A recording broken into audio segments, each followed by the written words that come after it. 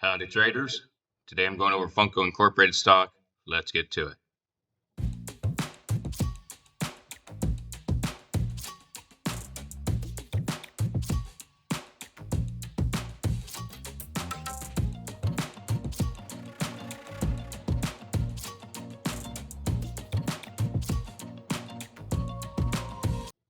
So, I've been buying into Funko Incorporated stock the past couple days with the recent downturn in stocks and everything dropping because Funko was not an exception. I'm getting into Funko. It doesn't have any dividends or anything like that, but my very best friend got me hooked on the Funko Pops. And I actually have the Funko Pop of Captain Hook. So, kind of a pun, I'm hooked on Funko Pops. But I'm going to show the chart, the 1-year chart to 1 day. And my very best friend was getting me into Funko Pops, and I was starting to really get into it. And a year ago, it was at the $6 and a little bit less than $6 mark. And I was looking at it, like, oh, that looks really good, but no, I won't do that. And lo and behold, it went up. It went up, up, up, up. And the entire time I was thinking, if I just bought it way down here, and I figure right here is a perfect opportunity to get into it again. Now, one of the biggest things I want to mention about this, not only is it a volatile stock, it holds very volatile products in the terms of whether it's in or not. You can be having another Beanie Baby crisis right here. I mean, look at the stock. You could have another Pet Rock crisis right here. Look at this stock. Look at how much it's dropped. I'm gambling on it going back up. But there are fads out there that are really the newest and greatest thing, and it's absolutely amazing, and no one thinks it'll ever die. A few years later, it's gone. Look at Beanie Babies. Look at Pet Rocks. Look at anything like that. And where are they today? They're gone. Also, toy manufacturers. If you want to label this as a toy or a action figure decoration, whatever you want to label it as, it can go under multiple different things. And just look at toy manufacturers, just to kind of, if you want to go off that branch. Look at Mattel. Look at Hasbro. Mattel has owned Hot Wheels, Barbie, bunch of brands, but we'll just go with those two. They've been around for over half a century. Look at Hasbro. They own Monopoly. They literally own Monopoly, the game. And they own a bunch of other board games. Both Hasbro, Mattel are coming out with movies. They're coming out with more games, video games, board games, trying to come out with new products to string those things along. And their stocks are not impressive whatsoever, unfortunately. They've gone kaputs. They're trying to string out different fads, different interests for a really long time. Take it as a very popular show. It can get extremely popular. It's a #1 show for several years in a row. Where do you think it'll be 5 years from now? People probably won't be talking about it. So I'm buying Funko Pop because I really enjoy the Funko Pops that I have, and I will be buying more. I really enjoy talking about Funko Pops with my very best friend, and I just really enjoy Funko Pops. Not because everyone else is into it right now, not because it's the newest and greatest thing. I didn't even know Funko Pops existed until my very best friend introduced me to them. I didn't know what a Funko Pop was, and if I saw it in the store, my eyes went right over it because I had no clue what it was. I figured it was just a little toy or something. Now I'm addicted to buying Funko Pops.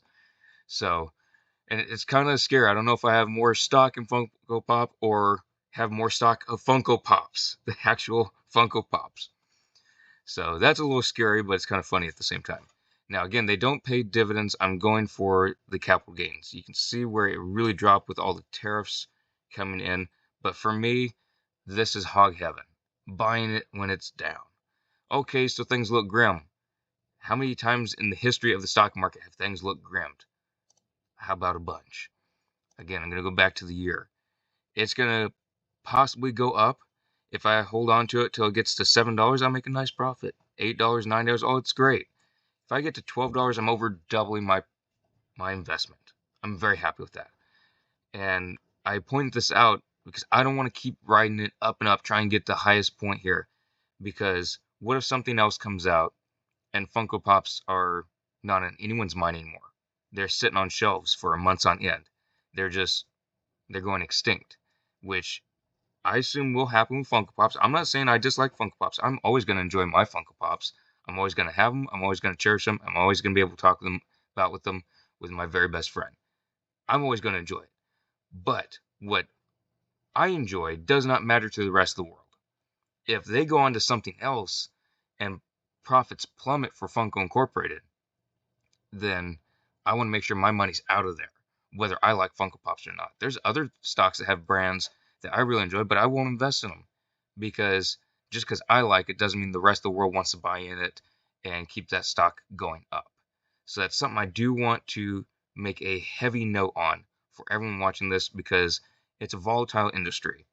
When you get into different fads and the newest and greatest thing, it's the same thing as TV shows. If you buy stock in TV shows and you found your favorite TV show and you could buy stock in it, where do you think it'd be 5 years from now?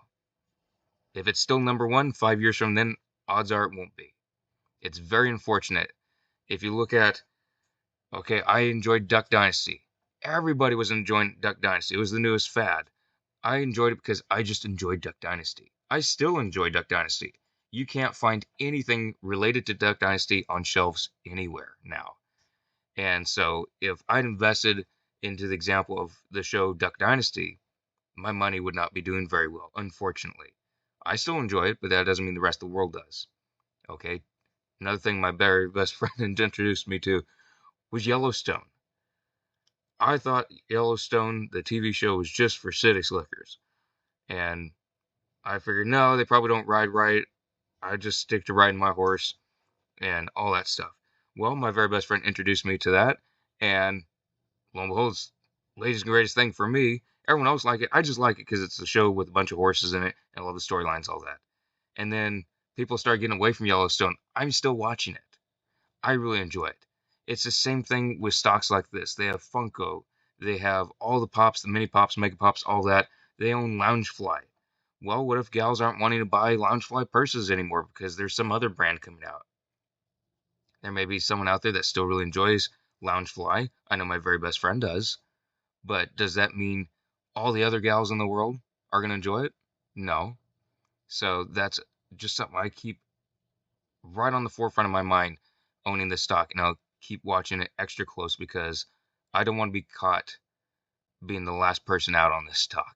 I want to get a nice profit and head out and maybe just own a share or two because I can say I own stock in Funko. But I'd rather make more money from Funko Pop on the stock market and buy more Funko Pops and be happy with that.